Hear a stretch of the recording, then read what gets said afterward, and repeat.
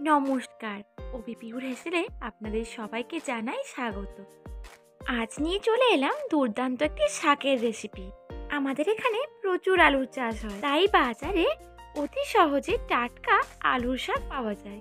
এই আলুর শাকের রেসিপি নিয়েই আজ চলে এলাম। এই শাক আমি প্রথমে বেছে কেটে নেব। দেখো, আমি কিন্তু ডাঁটাগুলো থেকে শুধুমাত্র পাতাগুলো নিয়ে নিচ্ছি আর ডাঁটাগুলো ফেলে দেব।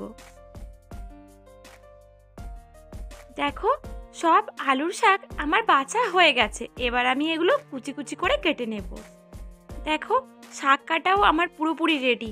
এবার এই শাকে দেওয়ার জন্য আমি একটা মাঝারি সাইজের আলু নিয়েছি।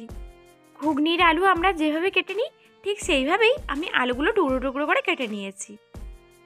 শাক আর আলু খুব ভালোভাবে ধুয়ে নেব। এরপর গ্যাসে কড়াই বসিয়ে কড়াই ভালোভাবে গরম হয়ে গেলে দিয়ে দিলাম 2 চামচ সাদা তেল। এরপর এর মধ্যে দিয়ে দেব 1 চিমটে কালো জিরা। অন্যদিকে ফোড়নের জন্য 4-5টি রসুন থেতো করে নিয়েছি, ওটাই দিয়ে দিলাম। আর দিলাম 2টি কাঁচা লঙ্কা। আপনারা চাইলে শুকনো লঙ্কাও দিতে পারেন। এগুলো কিছুক্ষণ খুন্তি দিয়ে নেড়ে নিয়ে আমি এর মধ্যে দিয়ে দিলাম কেটে রাখা আলুর টুকরো।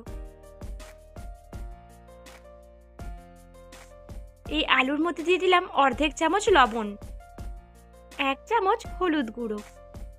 এগুলো খুন্তি দিয়ে কিছুক্ষণ নেড়ে আলুগুলো লাল লাল করে ভেজে নেব। এবার এর মধ্যে দিয়ে দিলাম কেটে রাখা আলু শাক।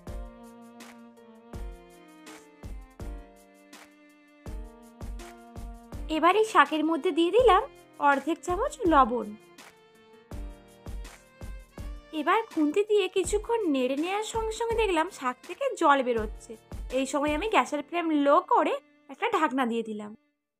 2-3 মিনিট পর আমি ঢাকনাটি খুলে দিলাম। এবার এর মধ্যে দিয়ে দিলাম 1 চিমটে চিনি। এরপর গ্যাসের ফ্লেমটা বাড়িয়ে দিলাম। দেখুন, কোনো রকম জল আর শাকের মধ্যে নেই।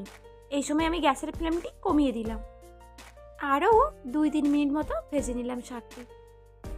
ভিডিওটি ভালো লাগলে প্লিজ লাইক, শেয়ার, কমেন্ট এবং সাবস্ক্রাইব করে দেবেন। শেষের দিকে লবণ একটু কম হয়, আমি এর মধ্যে অর্ধেক চামচ লবণ দিয়ে দিলাম। আলু শাকের রেসিপি আমার পুরোপুরি কমপ্লিট। এই শাকের স্বাদ বাকি অন্য যে কোনো শাকের স্বাদের থেকে আলাদা।